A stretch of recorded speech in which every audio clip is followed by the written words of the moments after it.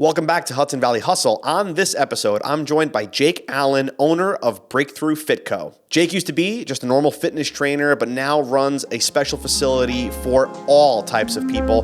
This is a great episode if you're thinking about leaving your job to start your own. Hope you enjoy.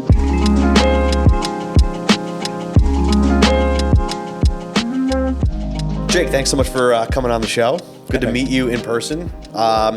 For somebody who doesn't know what Breakthrough Fit Co is, give us the quick story of what Breakthrough Fit Co actually is and does. Sure, 100%. So Breakthrough Fit Co is an appointment-based small group training and one-on-one fitness facility that caters to all abilities. Gotcha. So break that down for me a little bit more. What do you mean by all abilities? Sure, all abilities. So I would say going from a range of neurotypical to neurodiverse, from pro athlete to autism, Down syndrome, cerebral palsy, wheelchairs, you name it. We pretty much are putting personal back in personal training, making it inclusive, and just really meeting people where they're at so that they could be 1% better every day. That's fantastic. I love that story. I love that mission. It sounds awesome. This is your fifth year in business? So we just hit year 4 in September. Okay. We've been working on it for 5 years. So you put that first year in there. We're at 5, and currently in the process of working on location number 2. And God willing, it'll be open by January 1. That's awesome. We'll definitely get into the second location pretty soon too. Yeah. I kind of want to go back a little bit before we go forward. Was there a breaking point for you before you started the first location? Yeah, like as in what pushed me to take that leap? Mm-hmm. Sure. So I was in commercial fitness for a while. I spent about 8 years working on the Upper East Side in fitness, and I inherited an adaptive fitness program, and that kind of led me in that realm as well as kind of a niche specialty. When I moved into Tarrytown in Westchester, I was working for Lifetime, which is a big commercial fitness center. It was a great time while I was there. I can't say anything bad about it, but when you're hungry to grow and learn and keep expanding your career, it's like, well, I'm working more and more and more, and I'm just getting less time at home and not being able to hit my personal goals financially and professionally would mean relocating, things of that nature. So as things would have it, this pandemic came and shut everything down. It was a dark time, but in a dark time, sometimes light can start to emerge. And the next day, while everyone was freaking out, what am I going to do? I can't afford X. I can't afford Y. I'm like, you know what? I don't need to charge anyone for anything. Like, let's get on Zoom the next day. Let's just move our bodies. I started telling a lot of bad jokes along the way as well. Just lighten up the mood because we didn't know what the future was going to hold. As things loosened up, I was training people in my garage. My neighbor at the time, Steve, who's now my business partner, great guy, started to work out with me in my now garage gym, and we got to talking, had a different set of skill sets that complemented each other. And I was like, you know what? I think this has to come out of the garage. I'm going to take a night to pray on it, because when, you go tell your spouse like, oh, hey, I'm not going to go back to my job, when they were calling me back, I woke up the next day with a conviction of like, this is a mission and a purpose that I feel called to do. I can't do anything else except this. So let's live off one salary and your benefits for a little while. I don't know when I'm going to get paid, but I got to do this. And that was the breaking point, where it was finding that fulfillment behind what I was going to do, knowing that if I was called to do it, it would be successful. Mm-hmm. Did you feel fulfilled working for somebody else because you were doing your calling, or did you feel more fulfilled after you realized I can do this for myself and help other people and still achieve the goals that I want to achieve? Yeah, I don't want to say like, I'm working for the man, because I was fulfilled in what I was doing. I was getting the opportunity to help people live a longer, healthier lifestyle, improve their quality of life. But I also, aside from, working for the man, for a large corporation that's continuously growing and you don't get a whole lot in return, I was also just seeing the nature of people and how unaccepting people were of something different than their normal life experience, that being the neurodiverse population, because it was a demographic that I still worked with. Mm-hmm. The gym settings could be overstimulating. People could feel away if there were some noises that came out or if it was just unfamiliar to them. And I'm like, man, some people are great and some people just aren't. And that for me was like, I feel like I need to do something where it's just seeing people for who they are, regardless of their different life experience, and then showing people that it's cool, normalizing it, and educating people. Mm-hmm. And in doing that, I was like, I have an opportunity that I just need to seize and go for it. Right. So did you go, so from your garage mm-hmm. and telling your wife, hey, I'm not going back there. Yep. Well, actually, let me ask you this. Was your wife cool with the decision to not go back to the paycheck and go do this mission? Luckily she's a teacher. She had great benefits. She had a very steady salary. And again, we were in this big unknown. Like the pandemic was just slowly ending. And I was seeing a lot of stuff happening on social media with online training. And the inevitability of human nature is that we're going to want to get back to physical in-person interaction. Like we need that as a society to thrive. And she was like, if you're so convicted to do this, you have my support. Go for it. Did that probably make it a little easier for you to make that decision, or did it put more pressure on you? There was no pressure. I think, especially as a man in this society, pride, ego, feeling like, oh, I need to be the provider, can get in the way of a lot of things. But like, you know what? It's a long-term vision, and I tend to see things out 3 months, 3 years, 10 years from now, and where this could go. And I just know, like, once I take that leap and I start swimming farther away from the shoreline, the only way to get to the end is through. So failure wasn't going to be an option. I was going to see myself through to make sure that my business partner was taken care of, my family was taken care of, and that we were good. Yeah, I love that, and I feel like I identify with that a lot too. Because when when I left a 6-figure sales job to go start my own thing 10 years ago. My wife, also teacher in Rockland. Great job, great salary, great benefits and everything. I was like, hey, so I am sick to my stomach to go to work. And I've always known I wanted to do something for myself. And I gave my notice. She was totally on board, super, super supportive, which you have to have that. I think 100%. You have to have a spouse that is going to support you in this. If you're fighting a battle at home, you're never going to make it doing this kind of thing. So sure enough, give my notice, and 2 weeks later, we find out that we're having our first kid. Right, and it was one of those things, like you said, this is going to work or it's going to work. Those are the two options. And she's been on her 10th year of maternity leave now. Because of that, it would have never happened if we didn't take that leap. Got to take it. Got to take it. What sorts of challenges did you have in that first opening of your first location? So I think the biggest challenge is starting from scratch, and to anyone that might want to start something, is like, be expected to be told no to everything. When my business partner and I got together and decided we are going to grind this forward, we went to banks, we went to every conceivable place you could think of to be like, where could we get startup funding? And we did have some funding to start. We each put in a little bit of money, which was really not a lot compared to what some people invest in their business. It was the time that we invested. But all of my personal training clients, when we did get back to, getting back on a monthly subscription type plan for training, went directly to the business. I wasn't taking it anymore. It was all to the business, which helped us fund from the beginning. But you're a small business of under 2 years in existence, everyone's going to tell you no. So even when we were looking for our locations and the dream spot fell through, we ended up finding this place that was already a gym. It had gone under because of COVID. So the meat and potatoes of what we needed, minus equipment and some touch-ups, were there, which made our fit out a lot more cost effective. And we were working with Community Capital, a nonprofit that helps small businesses that aren't getting funding through banks get through the SBA and get that approval. And we were only asking for $50K to get us into our location and our initial startup costs, right?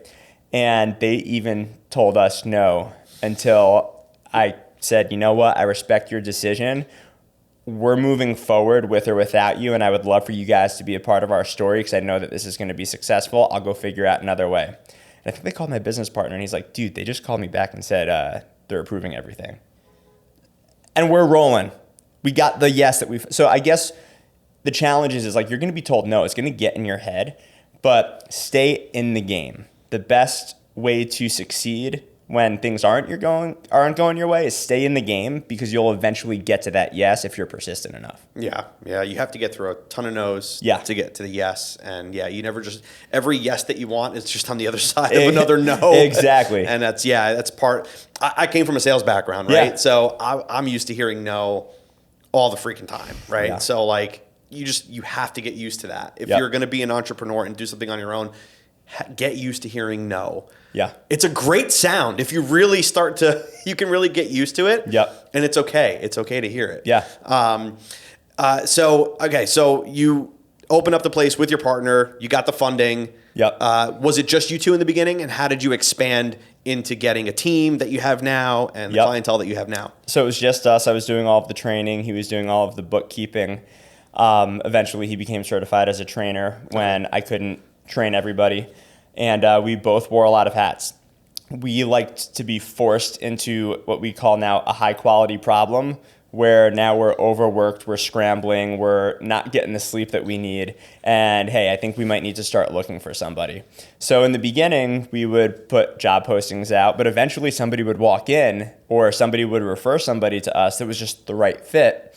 And we are now from that first hire to our main site managers for the first location, and we already have someone in place for the second location, and we have a team of 15 people.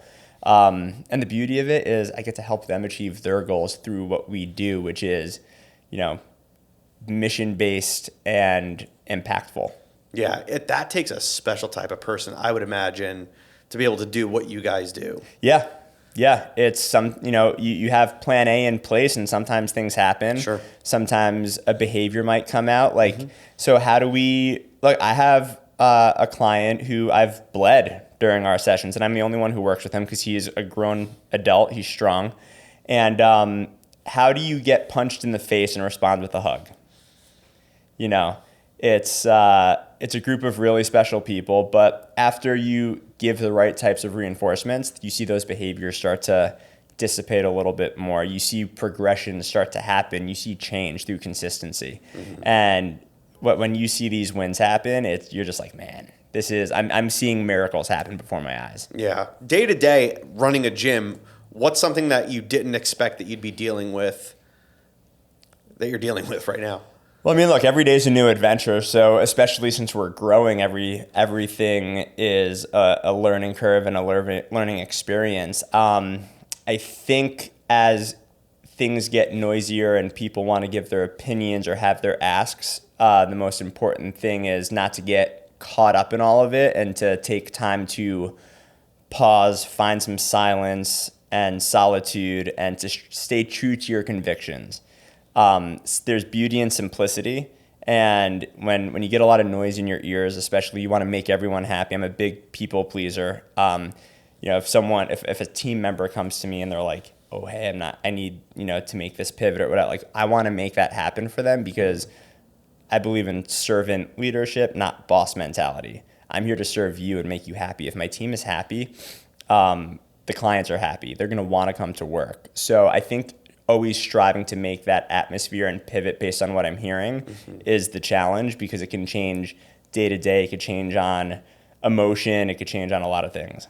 What was one thing that you didn't realize that you had to deal with as an owner that you didn't realize when you were working in corporate fitness? That I'd become the complaint department. Does that make sense? Is that fair to say? I like it. Okay. In corporate fitness, it's not all on you. Here, I take everything very seriously and to heart, because I am the last person. Steve and I are the last people. It falls on us. There's no walking away. But we have skin in the game. We know what's at stake, and we put a lot of blood, sweat, and tears into this. And we know that we're gonna get complaints left and right about things, and it's really just, again, finding time and creating systems in your personal life to assess and keep your thoughts clear so that we can handle them all accordingly. Mm-hmm. Being the complaint department, I can understand that. I like that analogy there. When you were starting this, aside from the people that were telling you no for funding reasons and whatnot, were a lot of other people telling you were insane to do this? It's funny. It's like you tell someone, oh, I'm going to start a business. And it's like, okay, because they can't see it. Only you can see it. And a lot of people say, I'm going to do X, and then there's no follow through. So I'm like, no, seriously, I'm going to do it and I'm going to prove it. But in that time, I was also doing my market research. I wanted to de-risk everything and make sure that there was a proof of concept before doing it, and just talk to these families I was already working with. And then I would say, hey, do you have like 5 people that I could reach out to and I can go talk to? And they're like, oh, wow, you're really like exploring this. I'm like, yeah, there's a need. And as I started to discover, like, there is not enough opportunities for the neurodiverse community to access health and fitness as everyone else would, I was like, I got to do this. And then people started to call in and be like, oh, hey, I hear you're doing this. And while we were waiting to get our space open, we would go to parks. I'd go to people's homes. It was the hustle and the grind, the bootstrap and the feet on the ground, to just get it done, because it's going to be a season that will then come to an end, and then it'll be a new season.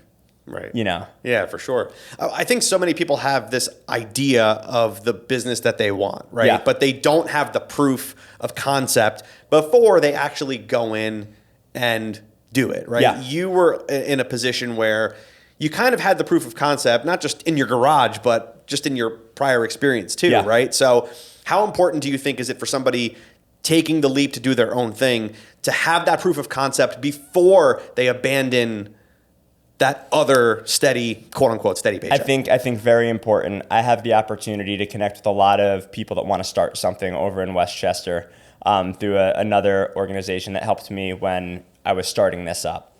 And I tell them, like, this idea is great. Now, what makes you different? Who have you spoken to? And then how are you letting the people that you're speaking to guide you to what your business and your model should actually be? I think that your audience feedback is really important. And then they watch your journey. They become a part of your journey. Then they become a customer. Then they become a raving fan. And you don't have to pay for marketing. It's beautiful. Yeah, I love that. So you have a business partner. Yes. Right? I've always heard the saying that the only ship that doesn't sail is a partnership. Yeah. Right? But it seems to be working for you guys. Yeah. What do you think is the secret to a partnership succeeding in business? Yeah. So I think first and foremost, like, look, it has its ups and downs, right? We're both humans, but I think we set a really good foundation from the jump with, our expectations and our goals, and the fact that this is so mission based and we're aligned in our mission. We're also, I'll just speak for myself on this. I always say I'm like the anti-business guy, because I don't want to conform to the norms that people think are out there. It's about being good to people and chasing passion, and money will follow. And that concept is proven true. It's a long game. It's not a quick get rich quick scheme, which a lot of people I think have a misconception about. They're chasing that. A lot are chasing that. And sometimes, like just recently with the second location, we were caught up in a lot of stress and a lot of chaos, and we were like, we just need to sit down, connect, reassess, and realize, like, we're letting the speed of everything change our pacing, and we just gotta, like, we're in a waiting period. Mm-hmm. They gotta do their work, and then we'll jump back in. We've laid out so much foundational stuff. And then when it gets a little too businessy, like, let's bring the fun back in it.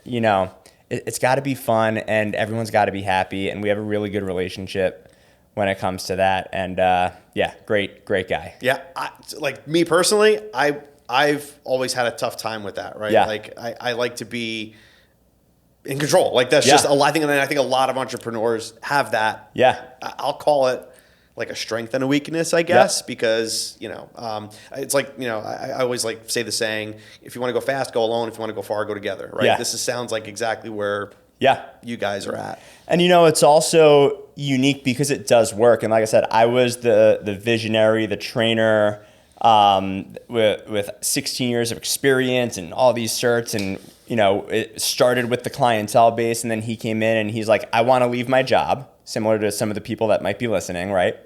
And this could work. He talked to his brothers about it. They're like, dude, like, jump in on that. And while he had more of a background in finance and admin stuff, he did some volunteering for the Special Olympics, and boom, there was our overlap. Gotcha. Right? Yep. So, we were like, let's do it. It was originally trained by Jake at the time, and we're like, I want to change that name. It's not about one person, because then we also have to think, what are our long-term life goals, and how do we help each other get there? Can I train 40 hours a week forever and only make X, and then have my family and life goals? No. And then even doing this, like, what's our end game? Like, we want to make something impactful, and maybe we want to exit, 10 years from now, because we're going at a pace that is hard to keep up with. So, yeah. That's great. Yeah. So what do you think was more difficult, opening your first location or opening your second location? Yeah, so I think I recently listened to one of your prior podcasts with a similar question, and similar answer. They are two different beasts. I think the first one was harder in the sense that we literally took oxygen and turned it into something, and there's a lot of unknowns. I think this is stressful in the sense of like the timing of everything, and because we ended up in such a raw space, like we're going into a building that's been vacant for 17 years. It's a 4,800 square foot warehouse, and we got a great deal. But it wasn't a gym prior to the first spot, right? And it's really cool to see it built from scratch and how the community is excited about it. But I think we're pretty confident with what we do going in and knowing that there's a need for it. Yeah, right. That it takes some of the edge off. But there's just a lot of managing to do, a lot of moving parts, and then you're still maintaining the other gym. We're there, every day, staying involved the best that we can. Yeah. Is the second location getting you more yeses now, seeing the success of the first? Yes, it's wild. We actually got a call from the real estate agent of that area of New City that's under redevelopment. It was sold about 3.5 years ago, and they're like, we walked away from them because I didn't think that the numbers were going to work out for us, and we wanted to set ourselves up for success. Hey, listen, we looked up your stuff, your financials are there, and we know we have good financials. We were profitable on month 1. And we went from 2 figures to 7 figures, right? So like those are good numbers. And it's been year after year, constant, steady growth. So they're like, we're going to invest in flipping this and giving it to you for you to then finish up your fit out. And we're good to go. And we need to refinance everything. We want a good tenant, let's make it work. They gave us a great deal. We made it work, and they're great people to work with right now. That's great. That's amazing. So you guys are opening the second location, we'll say TBD, as far as like opening day. Yep. But what's your future looking like for Breakthrough Fit Co? Where do you see this going 5-10 years from now? Yeah, definitely. People have brought up the idea of franchising. Personally, I'd like to have like 3 to 4 proofs of concept before doing that. If we did that, we might decide to just keep it private and keep planting communities, but I just hope that it creates a domino effect of inspiring people to want to make inclusive environments, and for us to have the opportunity to just, create communities in different areas that are welcoming to all abilities. I love that. It's great. You guys are doing a good thing, and you're able to do it in 2 different locations. That's awesome. Yeah. It's amazing what happens when your mission is to just help your clientele. Yep. How everything kind of just works. Yeah. It's a feel-good. It's a simple concept, right? Yeah. It's a kind of novel concept. Just be good, do good. I tell everyone that. Be good, do good. Everything else falls into place. Yeah, absolutely. What would you want to tell somebody that's in your shoes 4 or 5 years ago today that you didn't know back then?